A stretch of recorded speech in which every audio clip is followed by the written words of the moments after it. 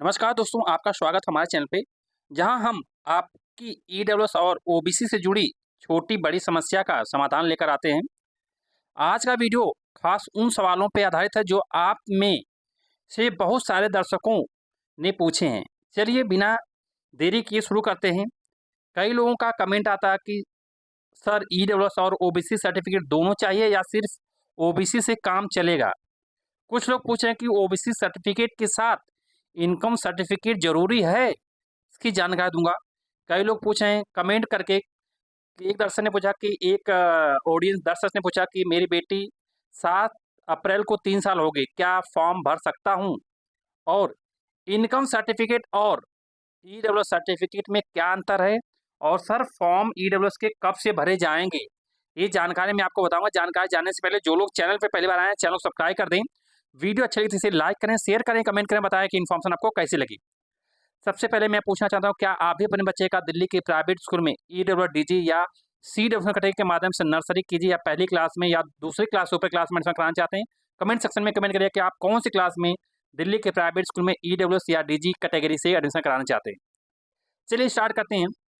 EWS और OBC certificate दोनों चाहिए या सिर्फ ओबीसी से काम चलेगा? सबसे पहले सवाल कि ईडब्ल्यूएस सर्टिफिकेट और ओबीसी सर्टिफिकेट दोनों बनवाने होंगे या सिर्फ ओबीसी सर्टिफिकेट से काम चल जाएगा? तो दोस्तों अगर आप ओबीसी कैटेगरी में आते हैं तो ओबीसी सर्टिफिकेट ही पर्याप्त है आपके लिए। ईडब्ल्यूएस सर्टिफिकेट की जरूरत नहीं पड़ेगी, लेकिन ध्यान दें ओबीसी आरक्षण का लाभ तभी मिलेगा जब आपका नाम केंद्र सरकार की ओबीसी सूची में हो। अगर आप ईडब्ल्यूएस कैटेगरी का लाभ लेना चाहते हैं तो आपको ईडब्ल्यूएस सर्टिफिकेट अलग से बनवाना होगा।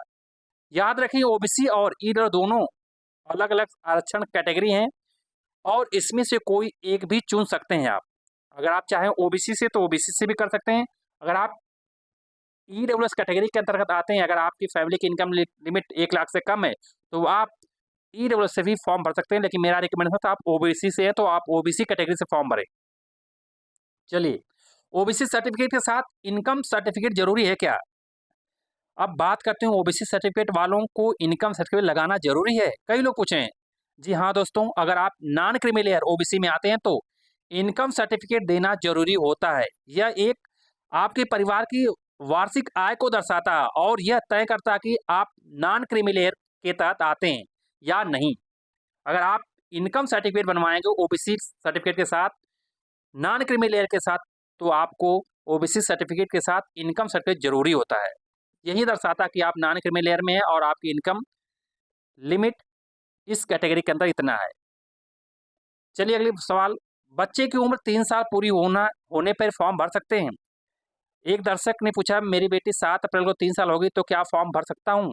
इसका जवाब है हाँ, फॉर्म भर सकते हैं, लेकिन ध्यान दें एडमिशन के लिए बच्चे की उम्र का कट ऑफ डेट 31 मार्च 2025 होती है।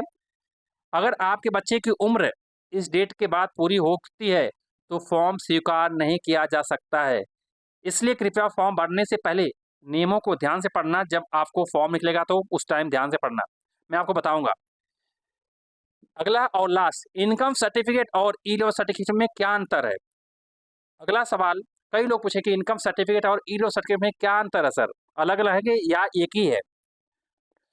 तो दोस्त ये दोनों अलग अलग दस्तावेज डॉक्यूमेंट्स होते हैं। इनकम सर्टिफिकेट सिर्फ आपकी आय को दर्शाता है, जबकि ईडब्ल्यूएस सर्टिफिकेट यह प्रमाणित करता है कि आप इकोनॉमिकली वीकर सेक्शन में आते हैं।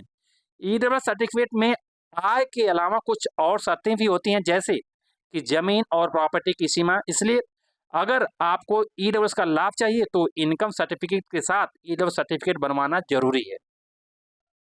रही फॉर्म ईडब्ल्यूएस डीजी के फॉर्म, तो बहुत जल्दी निकलने वाला है। इसका नोटिफिकेशन कभी भी आ सकता है और जैसे कुछ नोटिफिकेशन आएगा मैं आप तक लेके आऊँगा। आप लोग अपने डॉक्यूमेंट्स रेडी रखिए, जितने डाउट्स है वो अपना क्लियर रखिए।